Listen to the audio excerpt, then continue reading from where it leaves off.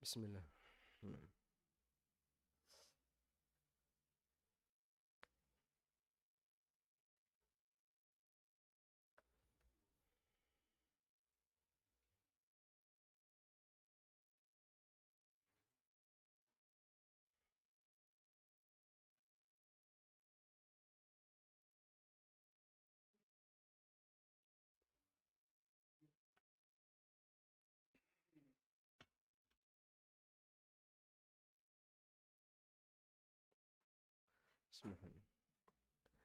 Assalamualaikum warahmatullahi wabarakatuh.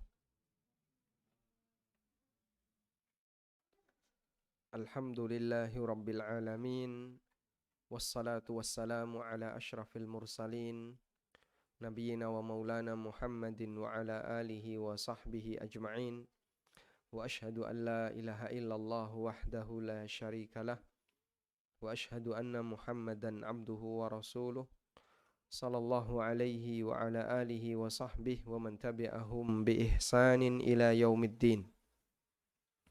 Alhamdulillah, puji syukur kita haturkan kehadirat Allah Subhanahu wa taala. Di kesempatan sore hari ini kembali kita melanjutkan kajian rutin yang diselenggarakan oleh komunitas Jokam ya, Jogja Utara Kampus. Namanya Jokam. Dan insya Allah yang akan kita bahas masih di buku Khudh Aqidatak. Pertanyaan yang ke-19. Bagi Bapak Ibu yang membawa buku silahkan dibuka di halaman 35. Penulis menyebutkan pertanyaan yang ke-19. Apa yang harus kita lakukan jika setan menggoda kita untuk menjawab pertanyaan?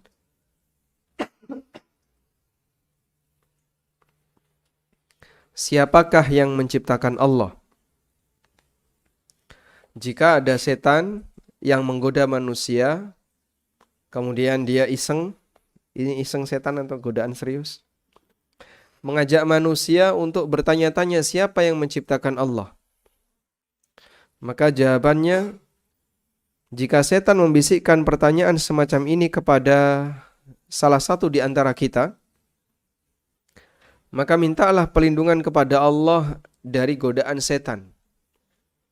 Sebagaimana yang Allah firmankan, wa imma yanzaghannaka minasyaitani nazghun fasta'idz billah innahu huwas sami'ul alim.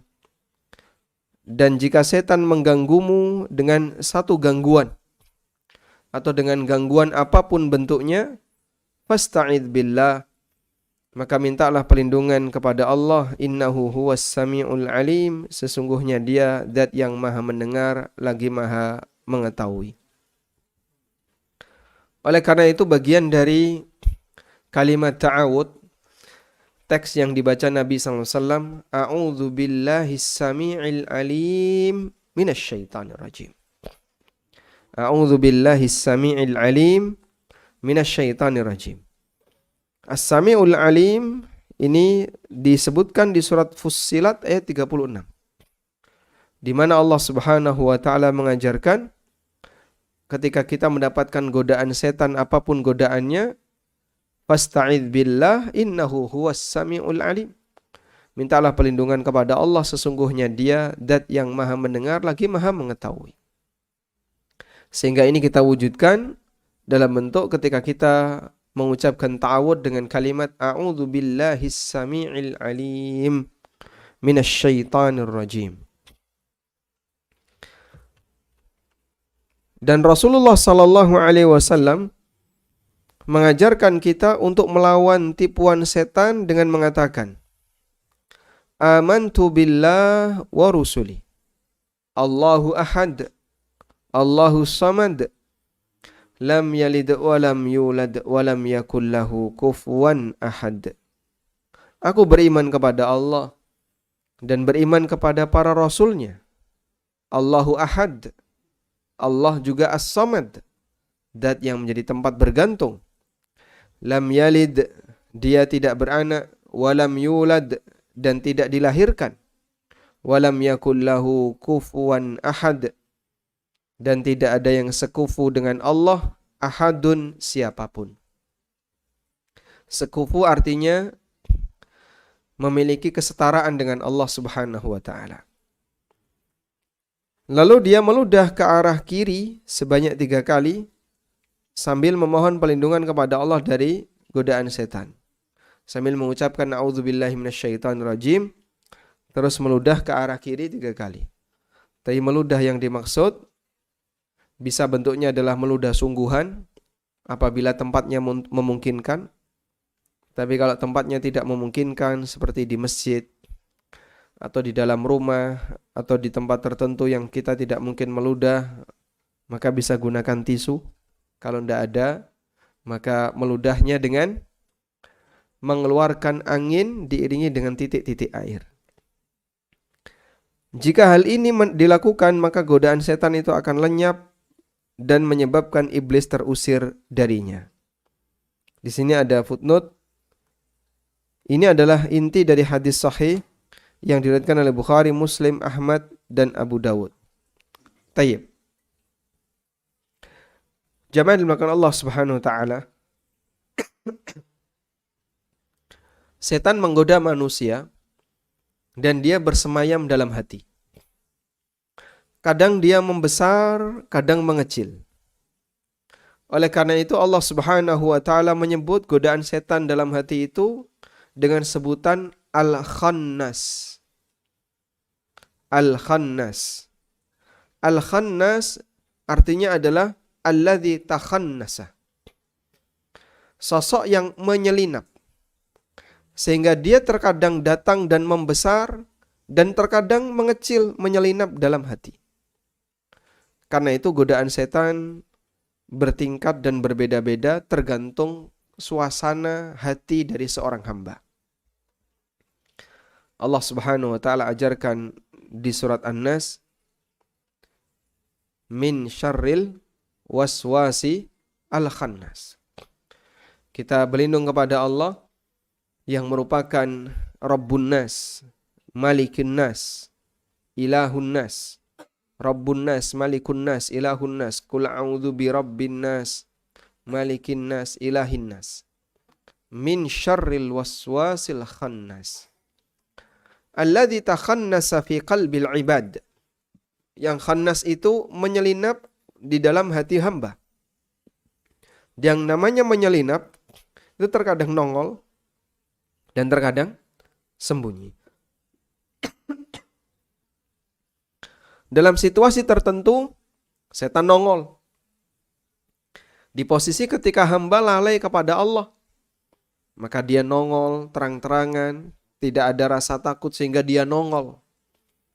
Dalam posisi tertentu dia bersembunyi.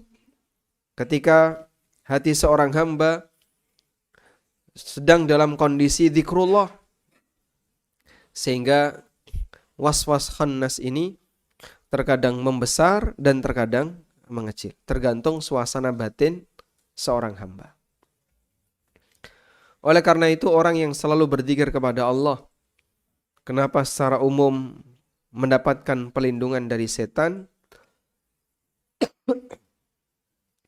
Karena setan tidak akan berani untuk menguasai hati seorang hamba yang dia diliputi dan dipenuhi dengan zikrullah. Tayyib. Nah, kemudian di antara godaan setan adalah godaan dalam bentuk akidah yang menyebabkan orang itu ragu terhadap keyakinannya. Godaan akidah adalah godaan yang menyebabkan orang itu menjadi ragu terhadap keyakinannya. Salah satunya apa? Manusia dibuat ragu berkaitan keyakinan dia dengan Allah Subhanahu wa ta'ala. Nah, di antaranya ini. Ketika ada orang selalu berpikir, ini ayam dari telur. Telur dari ayam. Terus ayamnya dari Allah menciptakan ayam. Allah itu menciptakan ayam atau menciptakan telur yang pertama kali? Ayam atau telur? Ayam, bukan telur. Telur dulu atau burung dulu? Burung dulu. Baru burungnya bertelur. Baik.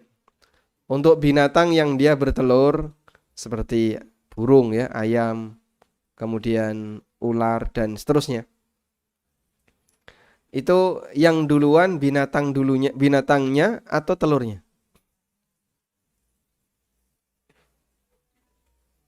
Yang duluan binatangnya. Apa dalilnya? Apa dalilnya kalau yang duluan binatangnya? Isyarat dari ayat yang bisa kita lihat dalam Al-Qur'an ya. Wa batsa fiha min kulli dabbah.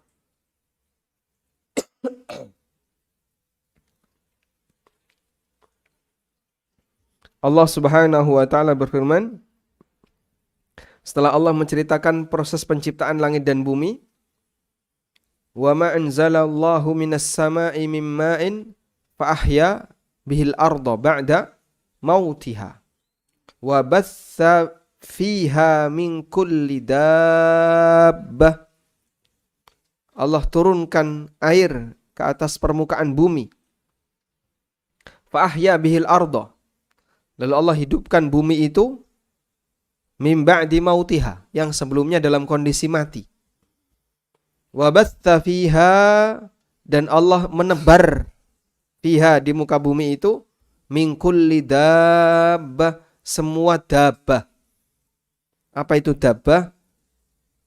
Sedaya sing grememet niku dabbah. Yang gremet-gremet itu namanya dabbah. Yang bergerak itu namanya dabbah. Jadi dabbah artinya semua makhluk yang bergerak. Maka manusia ini dabbah, binatang juga dabbah, cacing-cacing itu juga dabbah. Karena semua yang bergerak itulah dabbah. Allah katakan, dan Allah tebar di muka bumi ini min kulli dabbah, semua yang bergerak. Dan yang dimaksud adalah binatang, makhluk yang bernyawa. Sehingga yang hadir duluan adalah makhluk yang bernyawa, yang dia bisa eksis, kemudian baru menghasilkan keturunan. Telur butuh ayam, tapi ayam tidak butuh telur. Sehingga telur kalau tidak ada yang ngerami, jadinya orang pinter-pinter. Orang nyebutnya apa? Tahu istilahnya Pak? Dog goblok. Koplo. Karena dia rusak. Ya. Baik. Kembali ke sini. Jadi Allah Subhanahu wa taala menciptakan makhluk yang bernyawa. Lalu kemudian muncul pertanyaan di atasnya terus, asal usul Allah itu dari mana? Sebelum Allah menciptakan langit dan bumi, sebelum Allah menciptakan malaikat, sebelum Allah menciptakan seluruh alam semesta ini, Allah sama siapa? Terus ngapain aja dia? Lalu gimana sejarahnya kok kemudian ada Allah? Muncul pertanyaan-pertanyaan nakal seperti itu pada diri manusia. Nabi SAW mengingatkan bahwa setan membisikkan dalam hati manusia, man khalaqa hadza wa man khalaqa hadza wa man khalaqa hadza, sampai puncaknya adalah siapa yang menciptakan ini, siapa yang menciptakan ini, puncaknya man khalaqallah, siapa yang menciptakan Allah. Dan itu bisikan setan untuk membuat manusia itu ragu terhadap Allah Subhanahu wa taala. Agar dia jadi ragu. Sebenarnya Allah itu ada enggak sih? Akhirnya dia ragu. Nah, di saat dia sudah pada titik keraguan Allah itu ada atau tidak, selanjutnya mudah bagi setan untuk memberikan godaan berikutnya. Akhirnya dia digiring kepada akidah menolak keberadaan Allah, ateis. Alam ini tercipta melalui proses alami, atau melalui proses kimiawi, atau melalui proses fisika, terjadi ledakan dan seterusnya. Tidak ada itu yang namanya Tuhan. Dan itu kan umumnya yang dipahami oleh orang Barat. Namun kalau orang Barat itu berangkatnya bukan dari meragukan Allah, tapi dari mereka punya prinsip manusia harus punya kebebasan sebebas-bebasnya, mikir sak karepmu, nglakoni sak karepmu, sing penting tidak ganggu orang lain. Nah, bagi mereka prinsip ini itu sangat bertolak belakang dengan agama. Sebab agama itu mengekang. Karena agama lah orang itu dilarang. Nggak boleh ini, nggak boleh ini, nggak boleh ini. Itu kan karena apa? Agama. Tapi kalau tidak ada agama, maka manusia akan bisa bergerak sebebas-bebasnya. Mau ini, mau ini, mau ini terserah. Yang penting kamu harus bertanggung jawab sendiri-sendiri atas perbuatan yang kau lakukan. Dan jangan ganggu orang lain.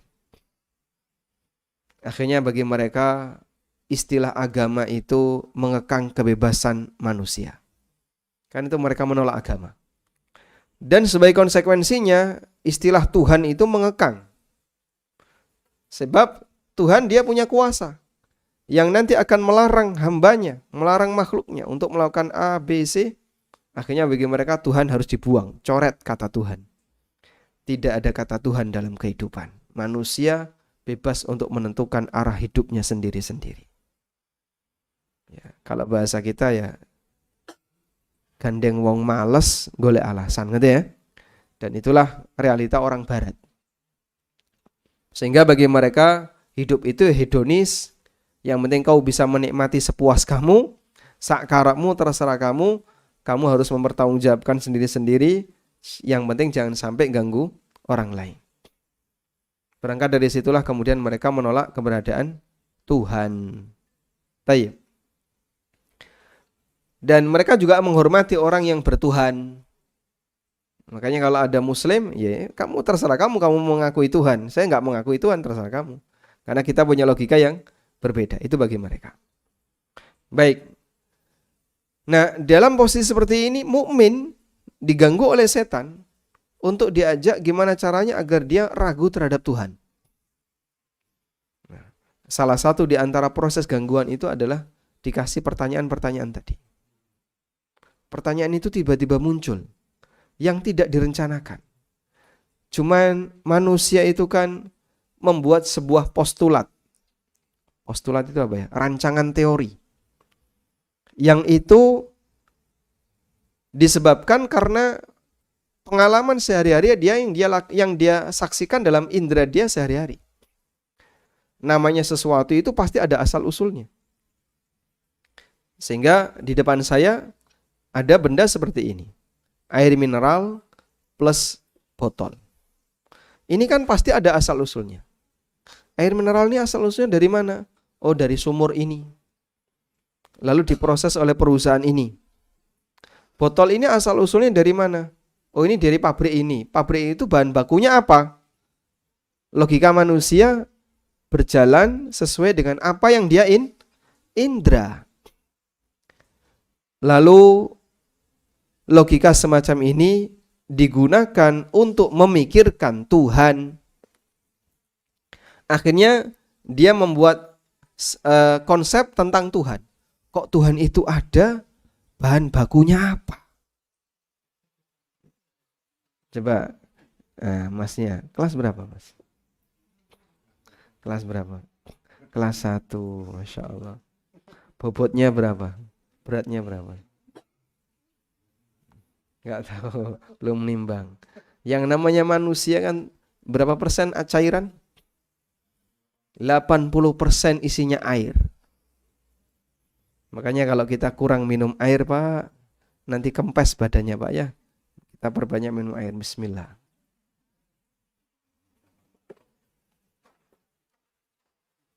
Alhamdulillah. Sehingga bayi itu begitu sekali sakit, kurang cairan, langsung susut banyak gitu. Itu bayi ya. Baik. Nah, kita punya pikiran seperti itu. Akhirnya konsep itu dipakai untuk memikirkan Tuhan. Nah, muncullah pertanyaan tadi. Terus asal usul Allah itu dari mana? Zat Allah itu unsurnya apa? Materi kimianya apa? Kemudian bagaimana kok bisa terjadi kayak gitu?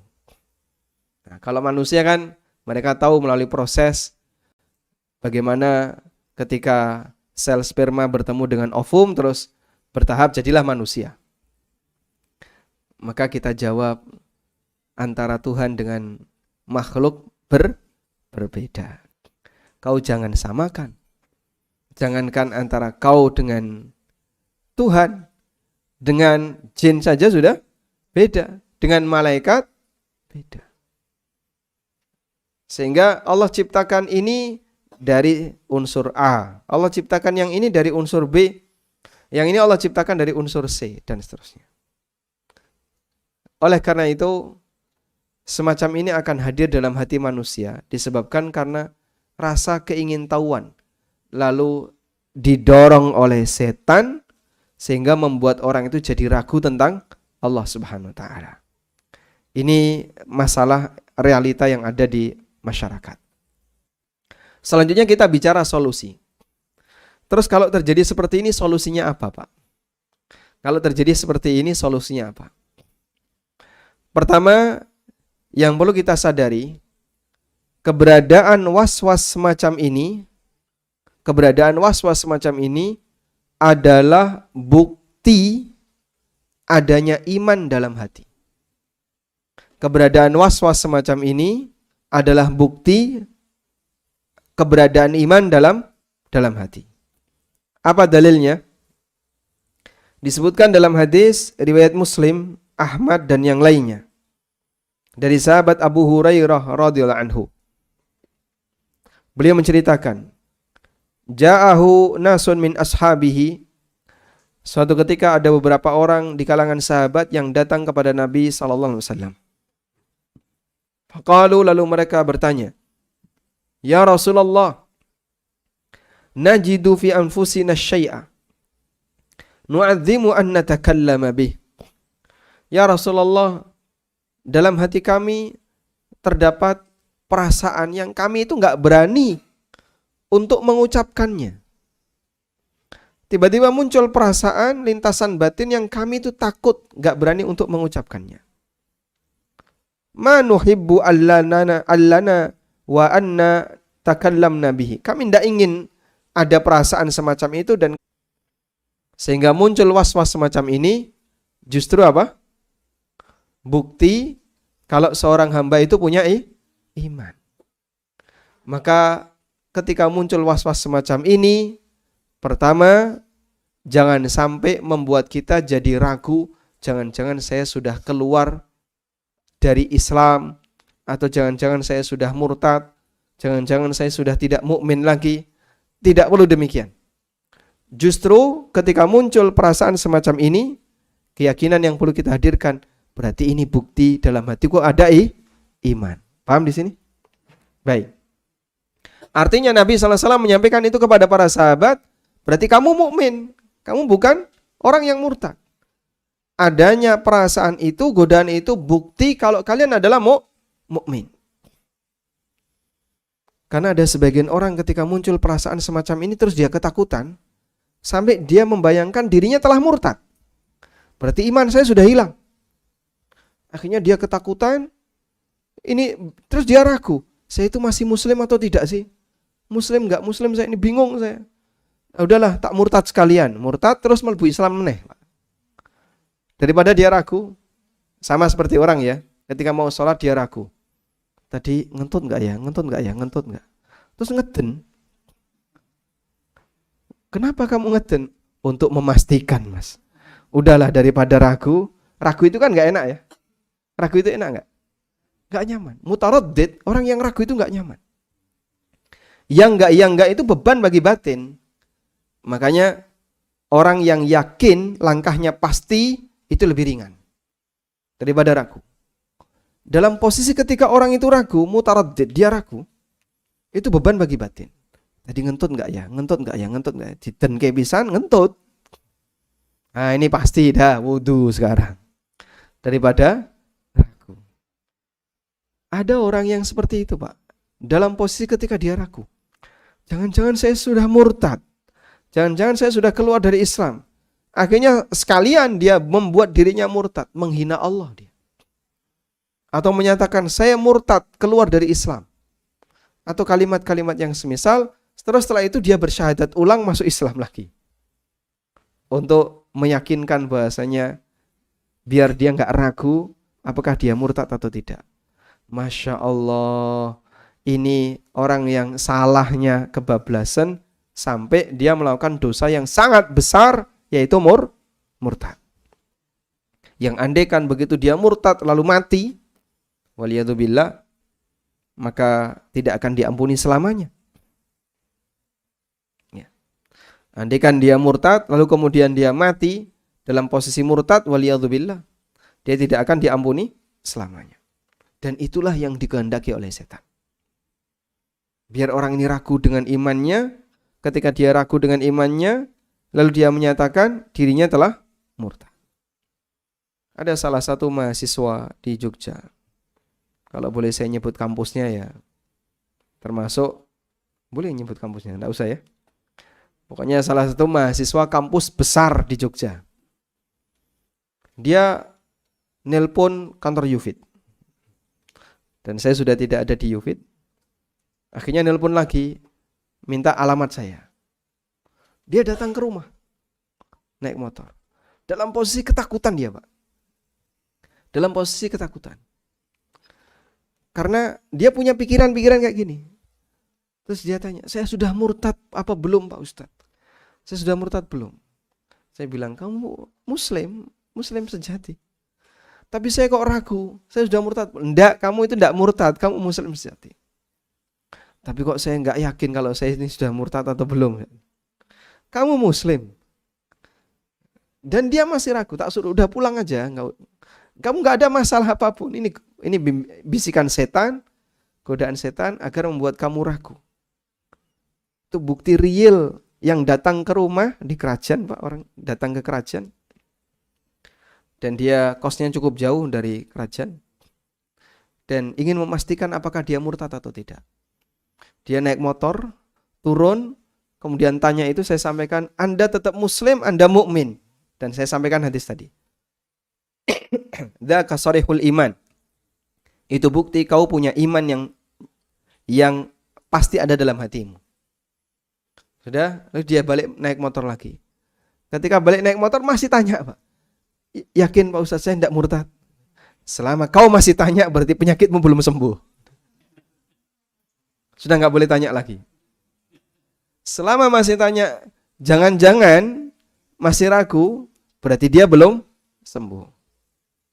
Karena obatnya cuma satu, jangan digubris. Dan saya minta, udahlah nggak usah dipikirkan, jangan digubris. Ini orang pertama. Orang kedua, Pak, mahasiswa juga datang bareng ibunya. Ngubungi saya, terus minta ketemu anak saya itu stres, punya beban berat. Kenapa? Terus dia datang ke kerajaan juga bareng sama ibunya. Terus dia mengutarakan penyakit yang sedang dia alami. Apakah saya kesurupan, Pak Ustadz? Tolong diruqyah. Saya lihat, Masya Allah, orang ini sehat walafiat, fisiknya ada agak gangguan, diajak komunikasi juga normal. Kok bisa-bisanya kau ngaku di kesurupan jin itu loh, dari mana? Kamu orang normal, tidak ada masalah. Muncul suasana bisikan seperti itu, godaan setan. Anda mukmin sejati, bukan murtad. Tapi Pak, selama kau masih tanya, tapi belum sembuh, nggak usah tanya lagi. Kata kuncinya satu, jangan digubris. Tapi jangan-jangan, selama masih tapi berarti belum sembuh. Terus gimana? Selama masih terus gimana berarti belum sembuh. Pokoknya sudah diam aja, kamu nggak posisi ini kamu nggak boleh tanya apapun sudah. Masalah kamu itu tidak perlu ditanyakan dan tidak perlu dipertanyakan. Selama masih tapi, selama masih terus bagaimana, berarti dia masih kena penyakit was-was itu. Kuncinya obatnya cuma satu, Mas. Kamu kalau bisa nggak gubris, sembuh. Akhirnya dia pulang. Nah, beberapa hari kemarin dia WA lagi. Belum sembuh ternyata. Masya Allah. Pengaruh dahsyat dari tadi, Pak ya. Godaan setan untuk membuat dia itu berpikir tentang hal yang aneh-aneh tentang Allah. Allah itu dari mana asal-usulnya, siapa, dari apa? Dulu sebelum ada seluruh makhluk itu Allah bareng siapa? Lalu Allah ngapain ketika Allah sendirian? Kalau orang sendirian gak punya kerjaan, ketop itu kan kesannya kurang baik ya. Kamu kegiatannya apa? Saya cuma di rumah pengangguran, ketop rande popo, Pak. Itu kesannya kesan negatif. Karena apa?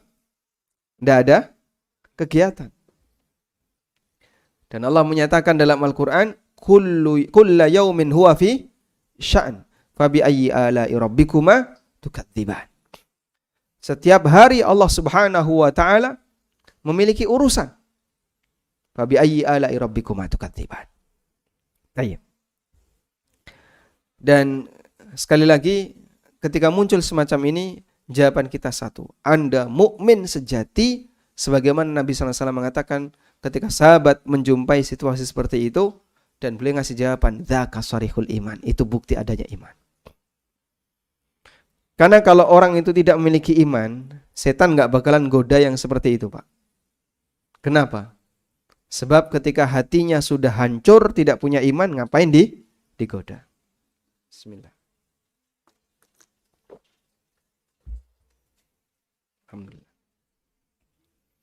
Ibnu Abbas pernah ditanya oleh seseorang, ya Ibnu Abbas, saya melihat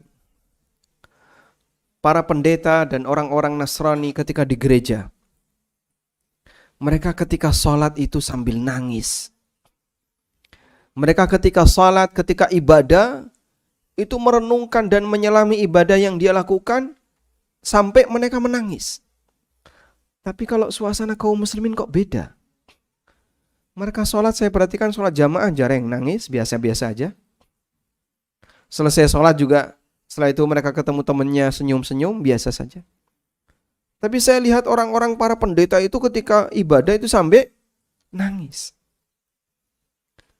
Kenapa kok seperti itu? Apa jawab Ibnu Abbas?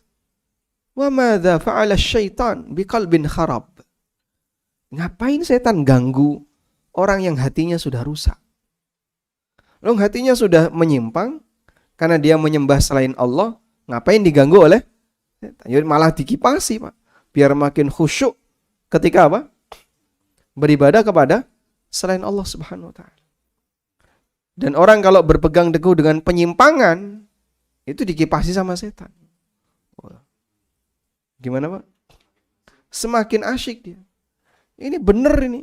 Kalau kamu nggak mengakui dia sebagai imam, Masya Allah, nanti karcis kamu untuk dapat surga nggak dapat. Hilang kesempatan kamu. Dia itu ubun-ubunnya sudah diusap sama Allah. Muncul keyakinan semacam itu pada diri seorang muslim untuk mengakui sosok tertentu yang enggak jelas disebut sebagai imam. Lalu menyebut siapapun yang tidak mengakui orang ini sebagai imam, maka dia keluar dari apa? Jamaah. Kalau sudah keluar dari jamaah, maka keluar dari Islam. Waliyadzubillah. Kok le gampang nih untuk memvonis orang keluar dari Islam. Hanya gara-gara beda jamaah. Subhanallah. Baik. Makanya kita perlu memberikan kesadaran bagi orang. Tapi keyakinan itu mantap ya dalam hatiku. Saya digeser enggak mau. Sampai pun diajak dialog enggak mau ya. Enggak mau, menghindar dia.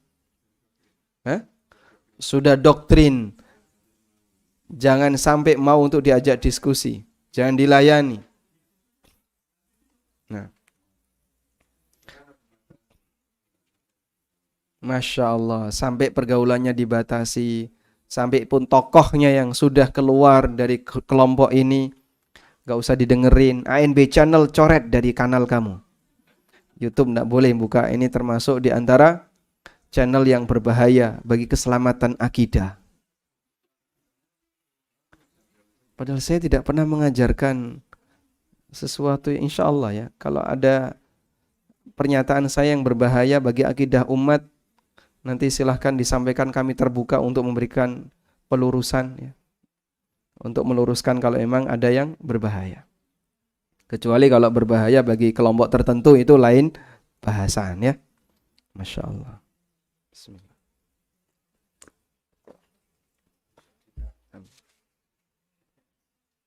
Tayyib.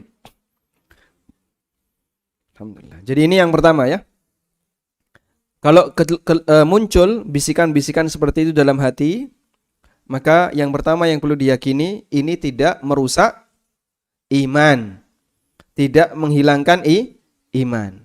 Dan Nabi SAW bahkan menyebut para sahabat yang tadi punya suasana batin seperti itu, beliau sebut dzaka sarihul iman, itu bukti ada iman dalam batinmu. Selanjutnya, yang kedua, ketika seseorang mengalami situasi semacam ini, maka dia perlu bangga. Bangga kenapa? Karena ternyata setan gak mampu mengubah akidahnya. Sehingga setan hanya bisa menggoda sampai tingkatan was-was. Setan hanya bisa menggoda sampai tingkatan was-was.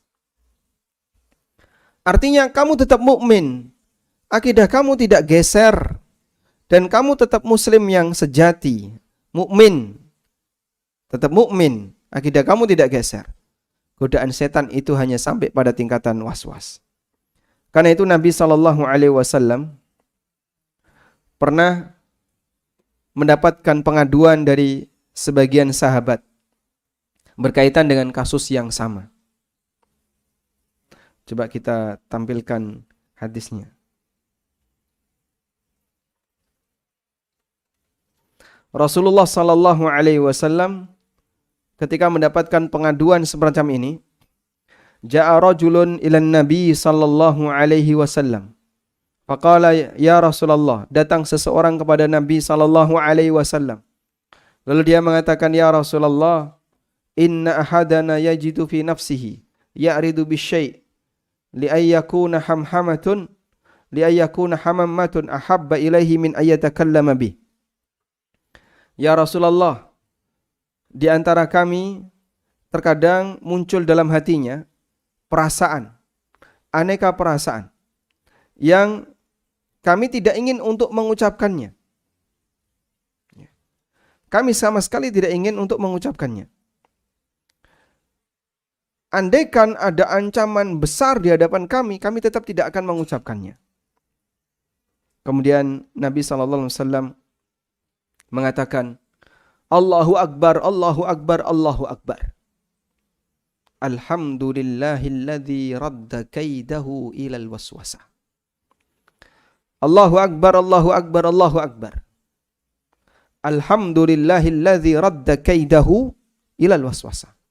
Segala puji bagi Zat yang menolak tipu muslihatnya hanya sampai tingkatan was-was. Tingkatan was-was itu tidak sampai menyentuh posisi yang paling dalam dari keyakinan dan i'tikad seorang hamba. Sehingga ibaratnya begini. Setan menyerang sebuah rumah. Dalam rumah ini ada iman. Yang iman itu menjadi sasaran utamanya. Tapi ternyata gangguan setan hanya bisa berada di teras saja. Pak, orangnya cuma ganggu di depan teras saja. Setelah itu kabur. Oh, berarti memang orangnya pengecut. Nabi SAW mengatakan ketika mendapatkan informasi dari seorang sahabat, ya Rasulullah, dalam hati kami ada situasi semacam ini, perasaan semacam ini. Nabi SAW mengatakan, Allahu Akbar, Allahu Akbar, Allahu Akbar, Alhamdulillahilladzi radda kaidahu ilal waswasa. Allahu Akbar. Segala puji bagi Allah yang dia menolak tipuan setan hanya sampai pada tingkatan was-was. Mau sampai teras, sampai halaman, nggak berani masuk. Padahal imannya ada di dalam. Artinya itu nggak ngefek sama sekali. Itu bukti setan kalah terhadap iman kamu. Itu bukti setan kalah terhadap iman kamu. Sehingga gangguan dia hanya sampai pada tingkatan was-was. Tidak sampai bisa mengubah iman. Beda kalau dia nyerang sampai ke dalam, lalu imannya dibuang, kemudian diganti dengan kekufuran. Nah, itu yang bahaya. Berarti setan berhasil. Tapi tidak sampai demikian. Masya Allah. Masya Allah. Tayyib. Karena itu, jamaah dimulakan Allah, dan hadis ini adalah hadis yang sahih. Riwayat Abu Dawud, Ahmad, dan yang lainnya. Dari sahabat Ibnu Abbas radhiyallahu anhuma. Ini menunjukkan bahwa keberadaan bisikan setan tadi, di samping sama sekali tidak mempengaruhi iman, justru oleh Nabi SAW disebut, itu kemenangan bagi seorang mukmin karena setan gangguannya hanya sampai tingkatan was-was, setelah itu dia pergi. Allah Subhanahu wa taala menolak gangguan itu hanya sampai pada tingkatan was-was. Maka keliru kalau kemudian orang justru malah bingung, resah, jangan-jangan saya murtad. Enggak, justru kamu ini di posisi menang. Setan kalah, makanya setan hanya bisa ganggu sampai tingkatan apa? Was-was. Tidak sampai bisa mengubah iman kamu. Tayyib. Ini posisi yang kedua, catatan yang kedua. Nah, yang ketiga, Nabi SAW memberikan petunjuk. Terus kalau terjadi seperti ini, apa yang harus dilakukan?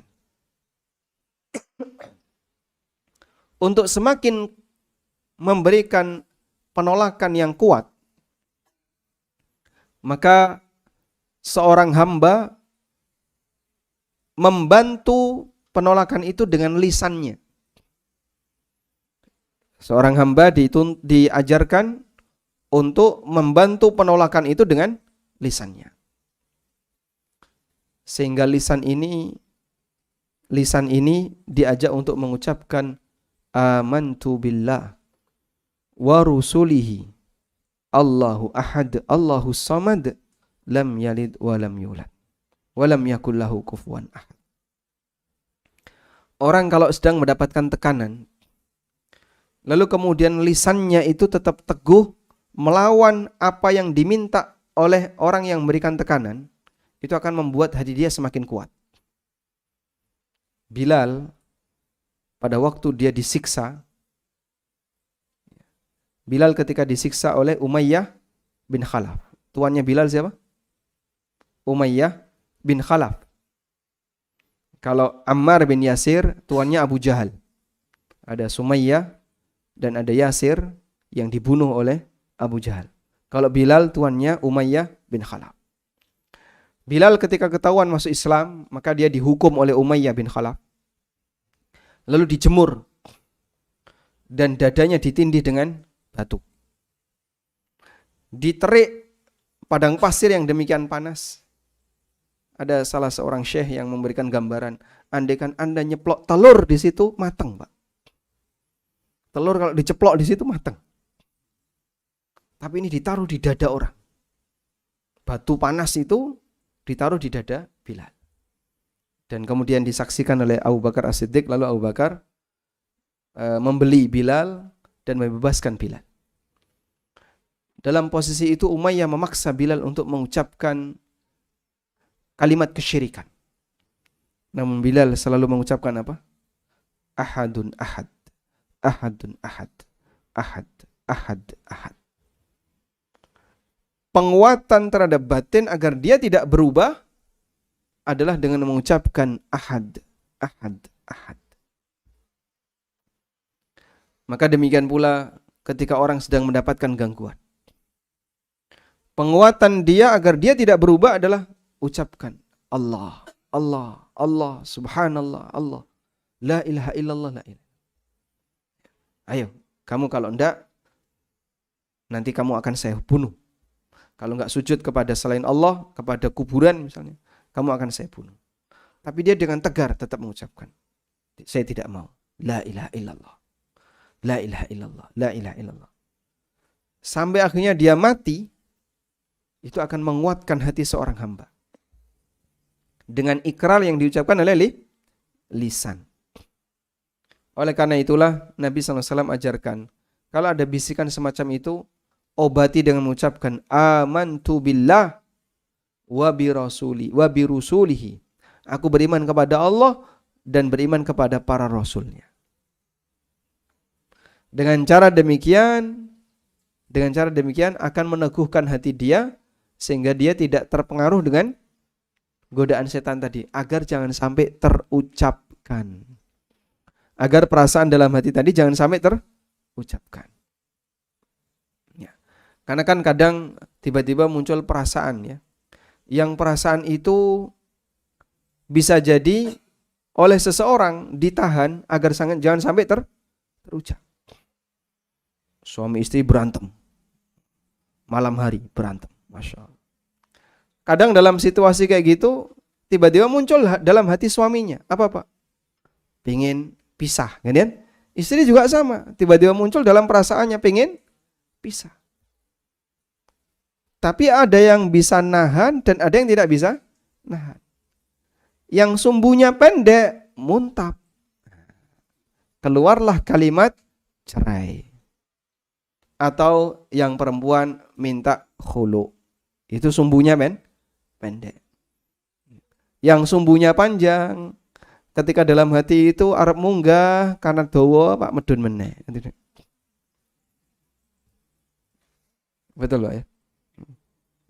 Makanya gambaran orang yang cerdas menurut orang Arab adalah orang yang badannya tinggi. Ya. Kalau pendek, dalam arti sumbu pendek, itu duwe apa saiki langsung muntap. Langsung keluar sesuatu. Baik. Oleh karena itu, dengan mengucapkan kalimat ini, menahan apa yang ada dalam perasaan itu agar tidak muncul dalam lisan. Sehingga dia tidak sampai mengucapkan kalimat kekufuran sesuai dengan apa yang diinginkan dalam hatinya. Lalu diiringi dengan mengucapkan a'udzubillahi minasyaitonirrajim, terus meludah ke arah kiri 3 kali. A'udzubillahi minasyaitonirrajim, terus meludah. Insyaallah dengan cara seperti ini akan menghilangkan gangguan setan tadi, sehingga orang ini tidak lagi muncul bayangan-bayangan tadi. Dan dari semua itu, obat yang paling mujarab adalah satu, yaitu jangan digubris. Saya pun pernah mengalaminya, dan mungkin Bapak Ibu juga pernah mengalaminya. Tiba-tiba muncul pertanyaan nakal dalam hati kita. Dari mana asalnya Allah? Lalu Allah dulu sebelum ada langit, bumi, sebelum ada makhluk, Allah sama siapa? Terus ketika Allah ciptakan, awal mula Allah ciptakan itu bahan bakunya dari mana? Tanah dengan Nabi Adam duluan mana? Duluan? Kenapa? Adam diciptakan dari tanah. Wa khalaqal insana min tin. Dan Allah ciptakan manusia dari at-tin, dari tanah. Tsumma ja'ala naslahu min sulalatin min ma'in mahin. Sementara keturunannya Allah jadikan dari sulalatin min ma'in mahin, dari air yang hina, yaitu air mani. Baik. Lalu ketika Allah Subhanahu wa taala ciptakan Adam dari tanah, berarti kan ada unsur tanah dulu, kemudian Allah ciptakan Adam dari unsur tanah. Malaikat dengan cahaya duluan mana? Duluan cahaya. Nah, ketika Allah ciptakan malaikat dari cahaya, berarti ada cahaya. Lalu Allah jadikan cahaya itu sebagai malaikat. Nah, yang jadi pertanyaan adalah, terus sebelum Allah menciptakan itu semua, bahan bakunya apa? Kan kadang muncul pertanyaan nakal seperti ini. Maka yang pertama kita perlu yakini ini tidak mengganggu iman. Yang kedua, ini justru bukti setan kalah dalam menggoda sehingga dia hanya bisa sampai pada tingkatan was-was. Dan yang ketiga, tolak dengan mengucapkan a'udzubillahi minasyaitonirrajim, amantu billah wa rusuli, a'udzubillahi minasyaitonirrajim, terus meludah ke arah kiri 3 kali. Udah?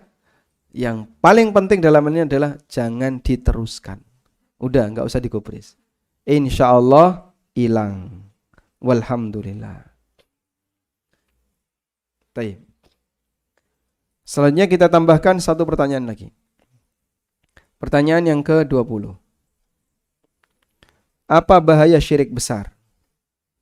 Syirik besar menyebabkan seseorang mendapatkan hukuman yang kekal di neraka. Sebagaimana firman Allah, innahu may yusyrik billah faqad harramallahu 'alaihil jannah wa ma'wahun nar wa ma lidzalimina min ansar. Siapa yang berbuat syirik kepada Allah, maka Allah haramkan dia masuk surga, wa ma'wahun nar, dan tempatnya di neraka. Allah haramkan surga, tempatnya di neraka. Berarti dia kekal di mana, Pak? Di neraka. Dan Nabi SAW juga bersabda, man laqiyallaha yusyriku bihi syai'an dakhalan nar. Barang siapa bertemu Allah sementara dia pernah berbuat syirik apapun bentuknya, maka dia masuk neraka. Waliyadzubillah. Kita berlindung kepada Allah dari semua bentuk kesyirikan, baik ma dhahara minha wa ma batan, baik syirik yang nampak terang maupun syirik yang samar. Karena orang musyrik dosanya tidak diampuni oleh Allah jika dibawa mati. Tapi kalau tobat diampuni enggak? Diampuni. Apa dalilnya? Apa dalilnya kalau dosa syirik ketika tobat diampuni?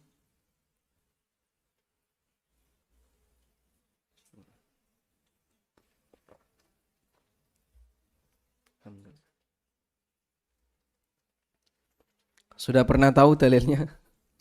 Punya pernyataan tentang perbuatan Allah harus ada dalilnya. Qul li'ibadiyalladzina asrafu ala anfusihim la taqnatu min rahmatillah innallaha yaghfirudz dzunuba jami'a. Katakan kepada hamba-hambaku yang dia tenggelam dalam kemaksiatan, yang dia berlumur dengan dosa, la taqnatu min rahmatillah, jangan putus asa dari rahmat Allah. Innallaha yaghfirudz dzunuba jami'a. Sesungguhnya Allah mengampuni semua dosa. Segede apapun dosa hamba, Allah akan ampuni jika hamba mau bertaubat. Masya Allah. Tayyib. Kemudian, kenapa Allah Subhanahu wa ta'ala tidak ridha ketika disekutukan? Karena menyekutukan Allah adalah kezaliman yang besar, sebab kezaliman ini berkaitan dengan hak tertinggi Allah yang hanya dimiliki oleh Allah Subhanahu wa ta'ala. Oleh karena itu Allah sebut innasyirka ladzulmun adzim. Sesungguhnya syirik adalah kezaliman yang besar, sehingga pelakunya tidak diampuni oleh Allah Subhanahu wa ta'ala. Wallahu a'lam. Kita tambahkan satu lagi sebelum masuk bab baru. Apakah amal perbuatan orang musyrik bermanfaat baginya? Bermanfaat dalam arti bernilai pahala. Jawabannya tidak. Amal perbuatannya tidak bermanfaat baginya sehingga tidak bernilai pahala. Allah berfirman, "Walau asyraku lahabita anhum ma kanu ya'malun." Kalau mereka berbuat syirik, maka akan terhapus anhum dari mereka ma kanu ya'malun, amal baik yang telah mereka kerjakan.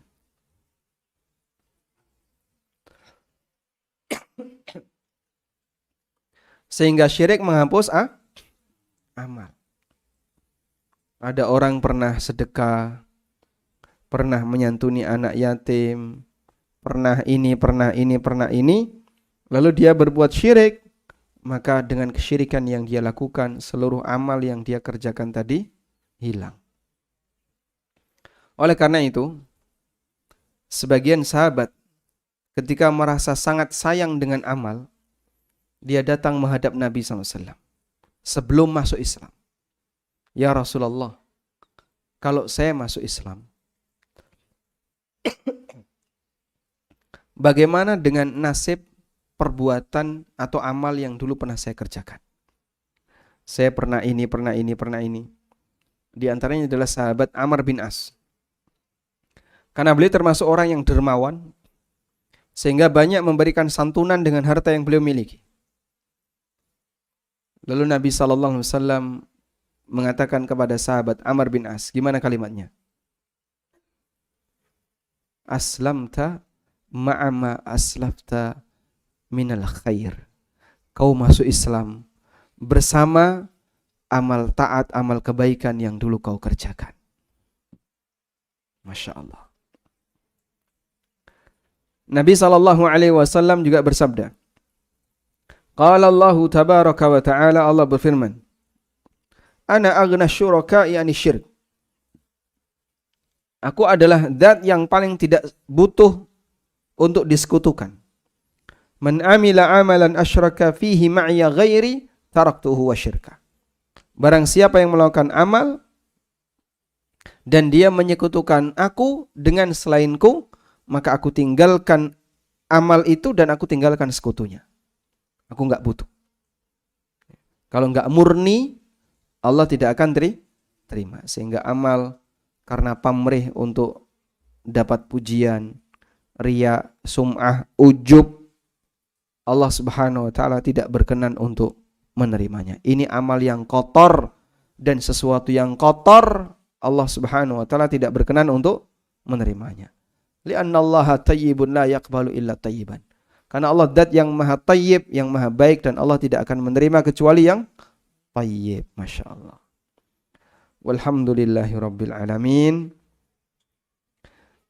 Demikian yang bisa kita sampaikan, semoga bermanfaat. Wassallallahu ala nabiyyina Muhammadin wa ala alihi wa sahbihi wasallam.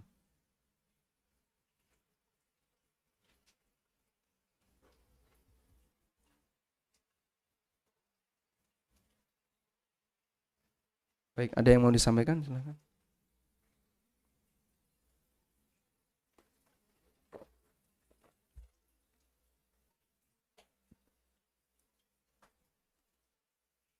Alhamdulillah.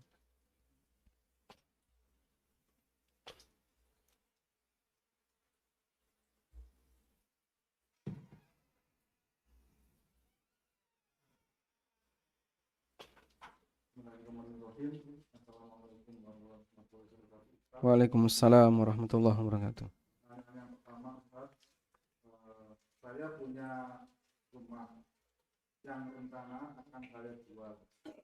Terus saya berpesan kepada anak-anak, bila umur saya nggak nyampe atau meninggal, tanah itu nanti kalau laku, masing-masing anak dapat 1/4 bagian. Dua anak perempuan sebagai hibah.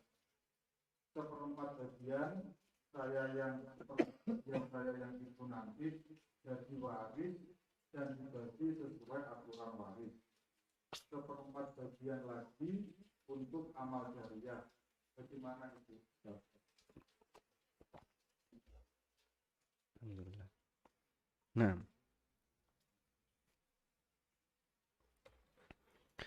apabila ini masuk, diulang nggak? Oh, diulang, baik. Ada mikrofon tambahan untuk ini? Tidak ada? Tidak ada, cuma satu ini.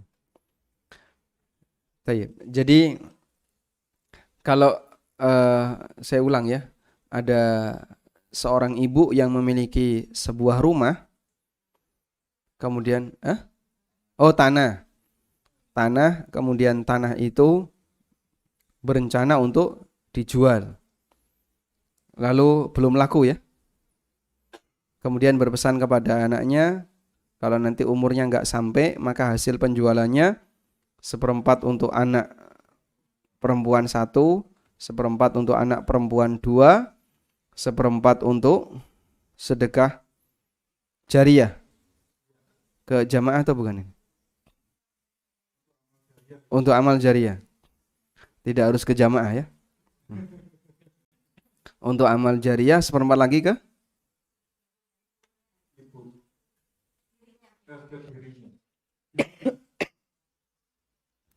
seperempatnya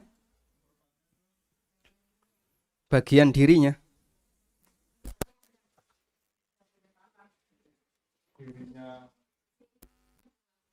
Yang seperempatnya nanti untuk yang punya tanah. Begitu? Baik. Yang saya pahami begini. Bismillah. Masuk enggak suaranya? Enggak, yang online masuk.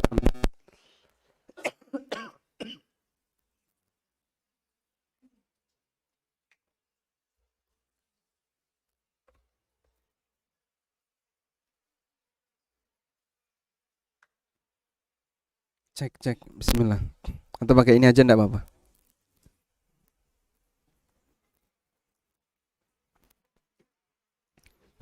Bismillah. Baik. Yang saya pahami begini ya. Pertama, hibah itu tidak bisa menggantung. Hibah itu harus nafid. Nafid dalam arti ketika akad dilakukan, maka tidak boleh diberi sesuatu yang menggantung. Nanti kalau saya mati ya, ini saya hibahkan ke kamu. Itu tidak bisa. Saya akan menghibahkan mobil ini ke kamu kalau Dajjal sudah muncul. Itu tidak bisa. Nah terus kapan? Ya mbah, kowe kudu nunggu Dajjal niku metu, nek metu iki kok juguk mobil ini. Nah itu tidak bisa. Kenapa? Karena jadi gantung ini nggak jelas. Jadi atau tidak. Maka hibah itu harus tegas, jelas, pasti. Yang disebut dengan nafid, tidak gantung. Yang kedua, hibah itu bernilai sah apabila berpindah kepemilikan dengan cara terjadi serah terima. Karena itu kalau baru sebatas aklamasi secara lisan, kalau yang kedua ini meskipun pendapat jumhur ulama, yang beda dengan ini adalah Malikiyah ya. Kita menggunakan pendapat jumhur ulama, yang beda Malikiyah. Meskipun ini apabila ada seseorang yang hanya menyampaikannya secara aklamasi, secara lisan. Nanti kamu saya kasih ini, saya kasih ini. Baru nanti saya kasih, itu belum terhitung hibah. Sehingga kalaupun nggak jadi, nggak boleh dituntut. Dan orangnya kalau mati sebelum menyerahkan, dia tidak punya hak untuk mendapatkannya. Orang yang dikasih tadi tidak punya hak untuk mendapatkannya. Karena sifatnya kemarin baru apa? Lisan. Udah? Tayyib. Oleh karena itu, apabila Anda menghibahkan kepada anak sesuatu, tapi nunggu mati, nanti kalau saya mati kok umur saya nggak kekejar, karena ini tanah sedang ditawarkan belum laku, maka saya hibahkan seperempat untuk A, seperempat untuk B sebagai hibah. Ini tidak berlaku hibah. Ada solusi yang ketiga, catatan yang ketiga, yaitu tadi yang pertama tentang masalah hibah dan yang kedua sama. Yang ketiga, bahwa hibah itu boleh pada objek musya'. Hibah itu boleh pada objek musya'. Objek musya' itu objek utuh yang belum dibagi. Sehingga kalau ini adalah lahan yang Anda hibahkan, lalu Anda menyampaikan, kamu saya kasih seperempat dari lahan ini. A, B, kamu saya kasih seperempat dari lahan ini. Itu boleh. Nah, akhirnya lahan itu setengahnya milik A, setengahnya milik B. Setengahnya masih jadi milik orang tua. Itu boleh. Ini namanya hibah musya'. Hibah untuk objek musya' itu hukumnya boleh. Objek musya' itu objek yang belum bisa dibagi. Belum bisa dibagi namanya objek musya'. Bapak punya mobil ya. Kemudian Bapak bilang kepada teman Bapak, kowe nek tak kei sepertiga dari mobil saya mau enggak? Oh mau, Baik, dah sepertiga saya sudah serahkan ke kamu, sepertiga mobil ini jadi milik kamu. Udah, wongi teko, gawa geraji Pak. Ini langsung belah. Ambil sepertiga, kayak kue gitu Pak. Gimana kira-kira? Ayo ra kanggo tadi ini. Nggak bisa seperti itu. Terus gimana Pak? Katanya saya sudah dikasih sepertiga. Iya, kamu dikasih sepertiga. Ini namanya objek musya. Sepertiga itu tidak harus kemudian kok pritili siji-siji. Jukuk bane siji atau seperempat lah. Bane dijukuk siji, terus tire dibagi papat. Kemudian nanti apanya lagi jendelanya dibongkar satu. Enggak gitu. Enggak, biarkan aja di mobil utuh. Itu milik kamu, seperempatnya ada di situ. Itu namanya objek apa? Musya. Nah, objek musya ini ketika dijual, hasilnya nanti orang ini punya hak sekian persen. Sesuai dengan jatah yang dia punya. Paham insyaallah? Baik. Karena itu mungkin sebagai solusi ibu langsung hibahkan aja sekarang. Udah, tanah ini seperempat wekmu wes. Udah. Kalau mau pecah sertifikat, andaikan itu lahan kering, kalau mau pecah sertifikat, langsung dibuat pecah sertifikat bisa. Kalau sawah berarti dikuningkan dulu, baru kemudian pecah sertifikat. Wallahu a'lam.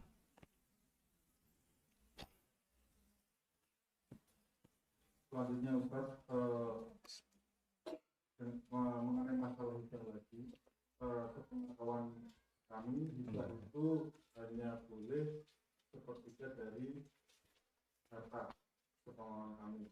Nah, apakah aturan hibah itu seperti itu, dan hibah itu hanya boleh diberikan saat pemberinya itu masih hidup? Nah, apakah aturan seperti itu, dan apabila hibah itu melebihi sepertiga, apakah itu hibah itu batal atau bagaimana? Apakah hibah itu maksimal hanya sepertiga? Jawabannya bukan. Hibah itu boleh semuanya. Boleh lebih dari sepertiga, boleh bahkan semuanya. Wes iki omahku, iki mobilku, iki kendaraan, ini ATM, tak kekno kamu kabeh. Wes gawon kabeh. Aku tak metu saka kene. Dan dia serius seperti itu, dia menghibahkan semuanya pada satu orang, hukumnya boleh. Orang berhak untuk menghibahkan harta yang dia punya kepada siapapun. Karena hibah diperbolehkan apa? Lebih dari sepertiga. Yang maksimal sepertiga itu wasiat. Wasiat itu maksimal sepertiga. Di mana Nabi SAW ketika membimbing sahabat Sa'ad bin Abi Waqqas pada waktu beliau sakit, lalu beliau ingin berwasiat dengan seluruh hartanya, dilarang. Setengah juga dilarang. Lalu Sa'ad menyebut sepertiga, dan Nabi SAW menyetujuinya. Ats-tsuluts was-tsuluts katsir. Lalu beliau bersabda, sepertiga dan sepertiga itu sudah banyak. Sehingga kalau wasiat maksimal sepertiga. Dari walaupun dari ahli waris dan atau anak-anak tidak setuju. Tidak setuju. Tidak setuju dengan? Kalau dihibahkan semua. Ya, tidak setuju itu mereka tidak punya pengaruh sedikit pun. Kamu setuju dan tidak setuju tidak punya pengaruh. Ada perbuatan yang itu tidak bergantung kepada kerelaan orang lain. Sehingga dia mau setuju nggak pengaruh. Contoh misalnya ya, kalau bapak nikah lagi, terus istri nggak setuju, itu nikah yang kedua batal atau tidak?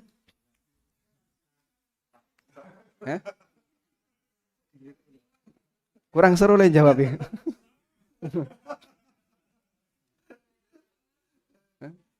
Sah ya? Sah. Sehingga istri pertama mau setuju nggak setuju, ngefek nggak? Tidak.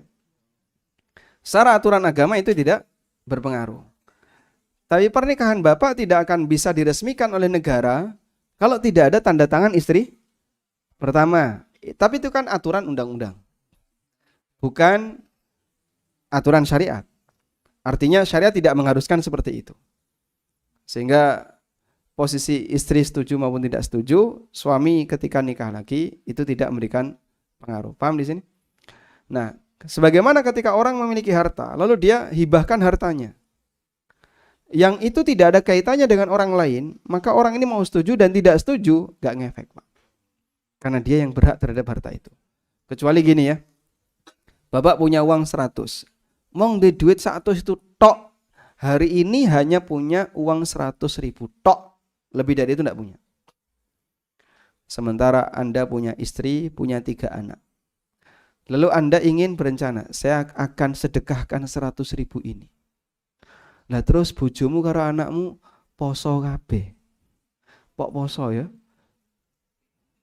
Mereka punya hak untuk nuntut. Ndak, saya minta nafkah. Kalau di posisi ini, istri berhak untuk menahan. Karena dia punya hak untuk apa? Nafkah. Cuman 100.000 dikasihkan orang lain, istrinya dan anaknya nggak dikasih nafkah. Berdosa itu suami kalau nggak memberikan kepada mereka. Maka dia, istri punya hak untuk nahan. Kau berikan dulu nafkah saya. Istri dikasih, kira-kira kalau di daerah sini yang bisa hidup normal, iso urip ngono pira? 20 urip enggak? Hah? Urip ya? Hidup insyaallah ya. Baik. Satu orang 20.000 ya. Jadi istrinya 3 anaknya masing-masing 20. Maka dikasihkanlah 80.000. Udah?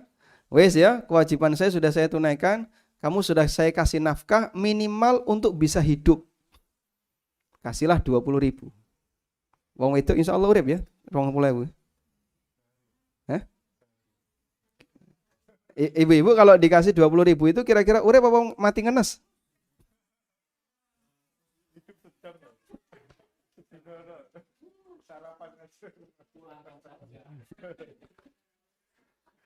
Nah, ketika dia sudah memenuhi kewajiban itu, sisanya berhak bagi suami untuk mensedekahkan.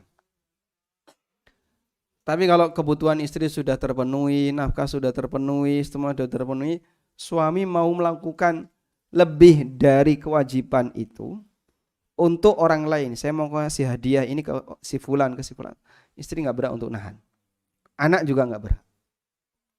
Kecuali kalau mereka belum dikasih nafkah. Wallahu a'lam. Cukup? Satu lagi. Selanjutnya ada pertanyaan lagi. Sholat isya dilakukan di akhir menjelang mau tidur, menjelang mau tidur sekalian salat lail dan witir. Ini pertanyaannya apa ya? Sholat isya dilakukan di akhir menjelang mau tidur sekalian salat witir atau salat lail. Itu pernyataan atau pertanyaan? Itu kan cuma cerita ya.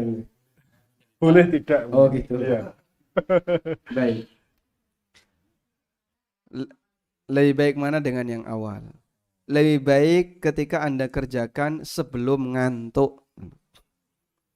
Karena kadang ada seorang yang secara sengaja engkau nanti dulu, akhirnya sholat dikerjakan menjelang tidur. Waktu sholat angop ini.